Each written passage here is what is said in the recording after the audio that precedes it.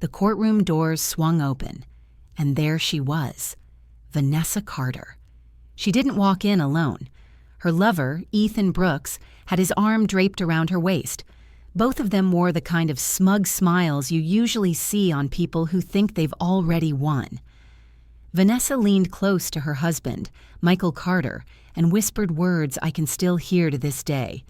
"Half of everything you own is legally mine." Half the mansion, half the company, half the fortune he had spent his entire life building. I've seen arrogance in divorce court many times, but Vanessa's confidence was different. It was reckless, it was dangerous, and it was about to collide with something she never expected. Because Michael Carter was not the easy target she imagined, and soon her confidence would be tested in ways she could never have prepared for. My name is Victoria Steele. I'm a divorce attorney, and for over 20 years I've fought for clients who were betrayed, abandoned, and underestimated. And this case, the Carter divorce, remains one of the most unforgettable battles of my career. So let me take you inside the courtroom. Let me show you how betrayal, greed, and revenge can all explode in one single case. And let me ask you this. If the person you loved turned around and tried to take everything you built, what would you do? Stay with me, because the story you're about to hear will change the way you think about marriage, money, and trust. And if you want more real stories like this, don't forget to follow this channel.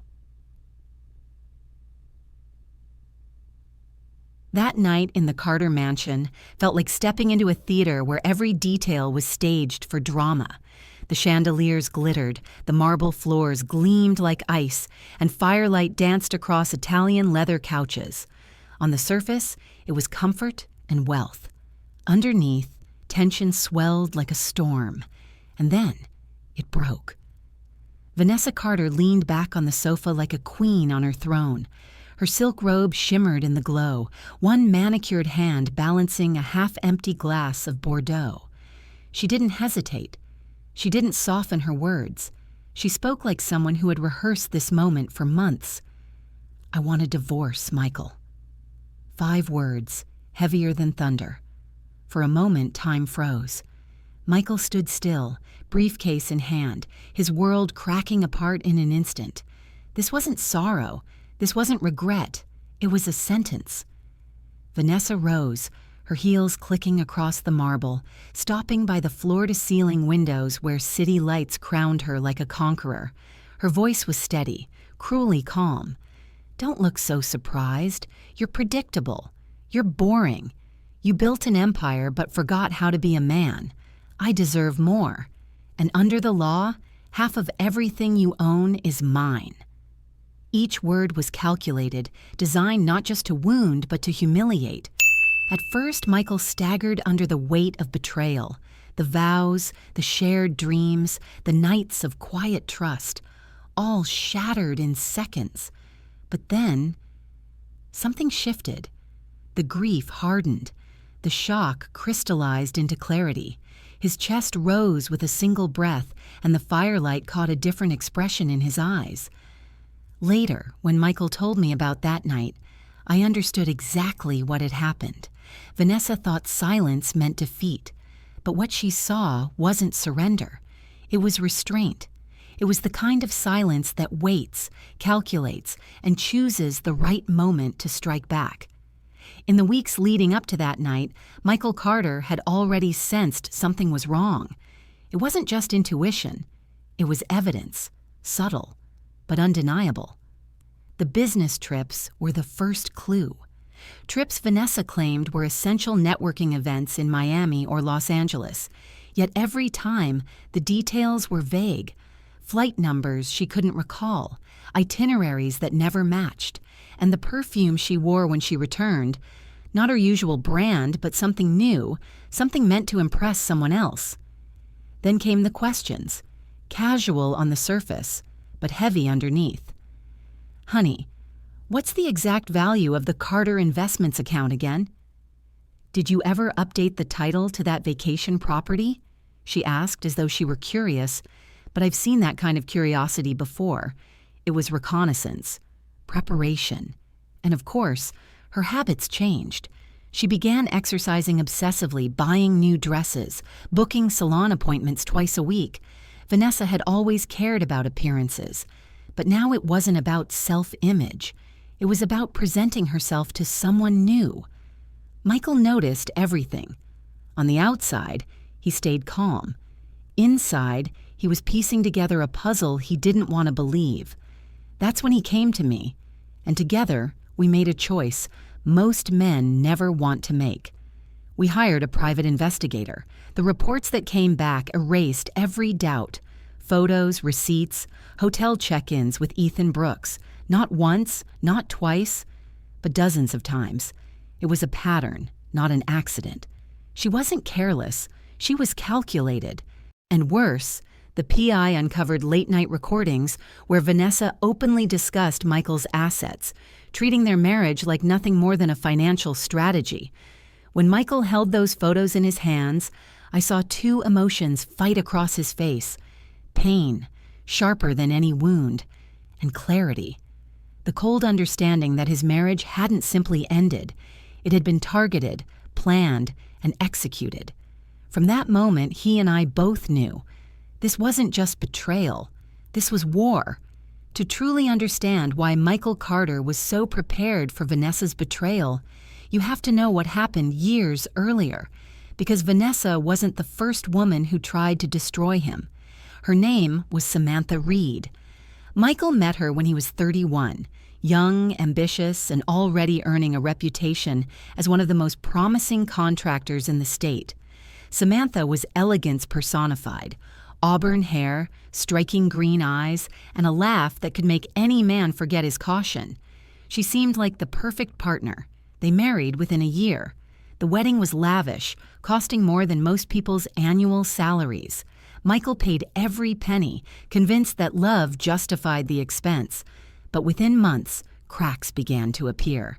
Samantha wanted more: a bigger house, new jewelry, country club memberships, luxury cars. Michael tried to keep up, but it wasn't the spending that broke him. It was betrayal. One night, he came home early from a job site and found Samantha on the phone with her lawyer. Legal documents were spread across their bed like weapons laid out for battle. She was calculating out loud how much she could strip from him. With the business worth at least $2.5 million, plus the house, I should walk away with $1.6 million minimum. She hadn't even noticed Michael standing in the doorway. The divorce was brutal. Samantha's attorney argued that her emotional contribution as a wife entitled her to half of everything, and the court agreed. Michael lost the construction company he had built with his own hands. He lost his home. He even lost the vintage sports car he had restored during his college years. For 6 long months, he lived in the back of his pickup truck. He showered at a local gym, he ate gas station sandwiches, and at night he stared at the ceiling of that truck, wondering how the woman he loved had turned his life into ashes. The final insult came 6 months after the divorce was finalized. Samantha married her divorce attorney, the very man who had dismantled Michael's life piece by piece. That was the day Michael made himself a promise: never again. No one would ever strip him of what he built. And though he didn't yet know how, Michael swore that next time, he would be ready. Out of his suffering, Michael Carter didn't just survive, he transformed. The man who once lost everything made himself a promise that guided every decision from that day forward: never again. Never again would he leave his future unprotected. Never again would he allow love to blind him to risk. Never again would anyone walk into his life and simply take what he had built. When he rebuilt with precision. Every step of his comeback was deliberate. Every new venture wasn't just about wealth, it was about security. Michael expanded into real estate. He opened restaurants, started a private investment fund, and signed construction contracts that stretched across the state. Within just a few years, his empire was larger than it had ever been before. But here's what most people never understood. Michael didn't rebuild the way he had before. He rebuilt differently. stronger, smarter, and with safeguards he refused to explain to anyone. I remember when he first came to my office during those years of rebuilding. He didn't speak like a broken man. He spoke like someone who had studied his own downfall and was determined to never repeat it. He didn't want revenge, he wanted protection, and I knew from that first meeting that he was deadly serious. To the outside world, Michael looked like any other successful entrepreneur. A mansion, thriving companies, luxury cars in the driveway. But the man I came to know was far more careful than his image suggested. Even those closest to him never realized how deliberately he had built his success. Not his colleagues, not his friends, and certainly not Vanessa, the woman who would one day believe she could strip him of everything. In her eyes, Michael was the perfect target.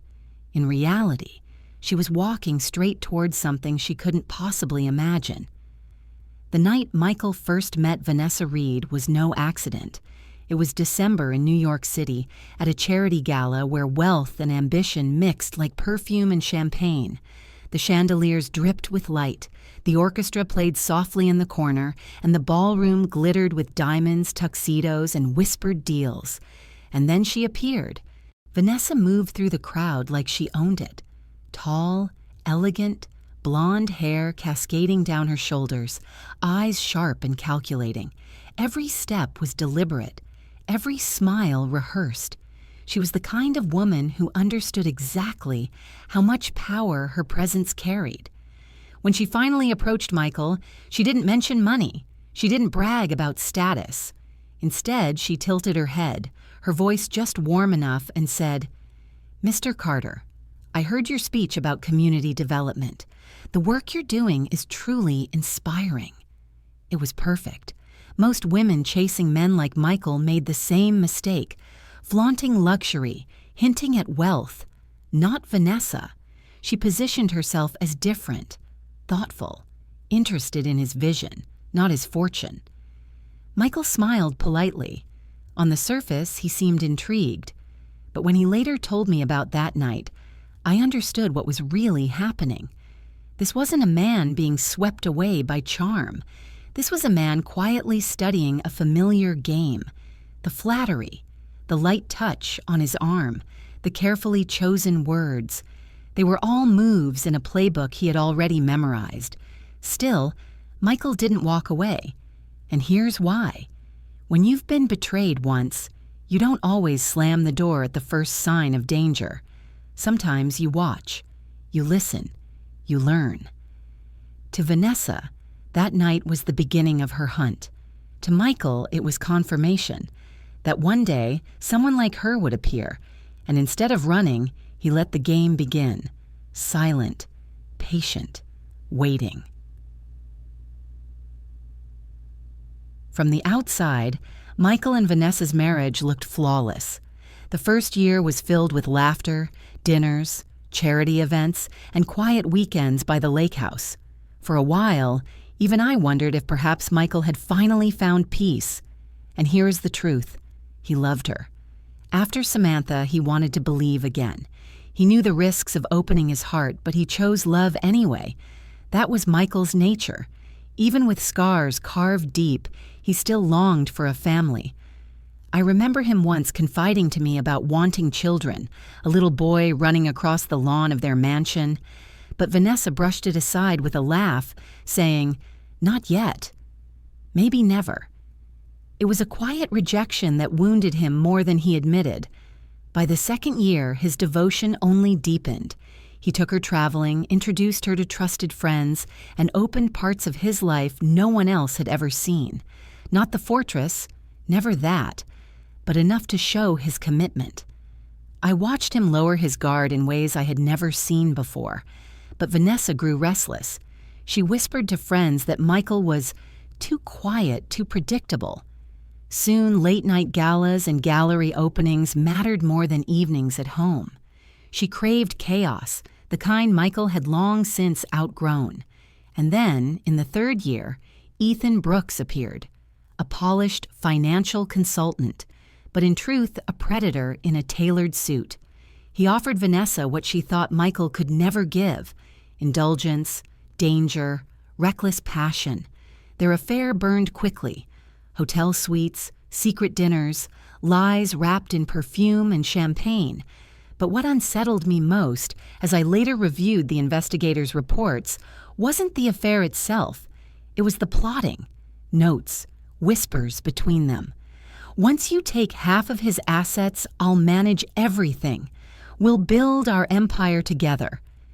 Vanessa believed him. She thought she was choosing both love and power. What she didn't realize was this: the empire she was planning to steal was far less vulnerable than she imagined. By the 5th year, Vanessa believed her moment had finally come. Every conversation with Ethan shifted away from love and toward money. They spoke like partners in a heist, drawing up their wish list as if spending treasure they hadn't yet stolen. "The mansion alone is worth $3 million, Ethan whispered over champagne. "The real estate company? At least $20 million. The investment fund? Another $5 million. Add the cars, the accounts, the vacation homes. You're walking away with over $15 million in cash value." Vanessa's smile widened, savoring each number as though it was already hers. "Community property means 50-50, she replied confidently. "The law is on my side. Once this is done, we'll have everything." But here's the truth. Ethan's eyes lingered more on the numbers than on her. He spoke less about us and more about the money. I've seen this before. When greed becomes the foundation of a relationship, betrayal isn't a possibility. It's a guarantee. Vanessa didn't see it. She was too caught up in her own dream of power. She even hired one of New York's most aggressive divorce attorneys, a woman infamous for tearing wealthy men apart and branding herself as the lawyer who could turn wives into queens overnight. In Vanessa's mind, the battle was already over. The paperwork was a formality. The judge would nod, the assets would be split, and her new life would begin. She even started whispering to friends about her upcoming fortune, as if the verdict had already been signed. But Michael, he said nothing. No arguments, no pleas, no desperate attempts to change her mind. He simply listened, nodded, and carried himself like a man resigned to his fate. And yet, his eyes told a very different story. Sharp, calculating, utterly calm. From where I stood, I knew better. That wasn't surrender. It was patience. The kind of patience I've only seen in men who know the real battle hasn't even begun. Vanessa thought she was the hunter, but in truth, she had already stepped into Michael Carter's arena. December 12th. The night that split Michael Carter's life into before and after. The mansion was silent, but it wasn't peace. It was the kind of silence that feels like the air before lightning strikes. When Michael stepped through the door, briefcase still in hand, he found Vanessa waiting. She wasn't dressed for comfort. She was dressed to make a statement. An emerald gown, diamonds at her ears, a glass of wine in her hand. Not just any wine. The Chateau Margaux he had saved for their 10th anniversary.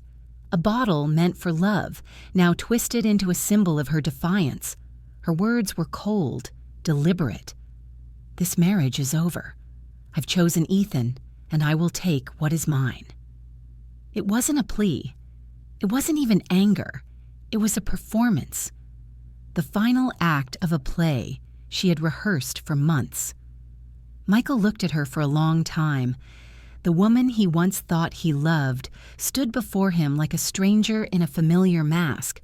Then he did something that neither Vanessa nor Ethan, waiting eagerly for her text, could have predicted. He smiled. Not the broken smile of a man defeated, not the bitter smile of a man betrayed, but a calm, steady smile. The kind that doesn't rise from weakness, but from certainty. And in that instant, something shifted. Vanessa's confidence flickered. The hand holding her wine glass trembled, just slightly. She couldn't explain why, but the ground beneath her victory suddenly felt less solid. From where I sat later, hearing every detail retold, I knew that moment was the turning point. Because sometimes it isn't the loud confrontations that end a marriage. It's the silence, the smile, the quiet assurance of a man who knows far more than he's willing to say. And though Vanessa believed she had already won, that night, for the very first time, she felt the possibility that she hadn't. Michael's smile lingered, calm, steady, unshakable. Vanessa saw weakness, but I knew better. It was the look of a man who had been preparing for this very moment. A man who understood that betrayal wasn't an accident, but a possibility to plan for. Vanessa thought she was stepping into victory. But from where I stood, I knew she was stepping into something else entirely. A courtroom battle unlike anything she had ever imagined. And one of the most shocking cases I've ever fought. In Part 2, you'll see how a single secret hidden in plain sight for years will flip everything upside down. Will Vanessa walk away with half his fortune or walk straight into the most brilliant trap in divorce history? Don't forget to like and subscribe, because trust me, you won't want to miss what happens next.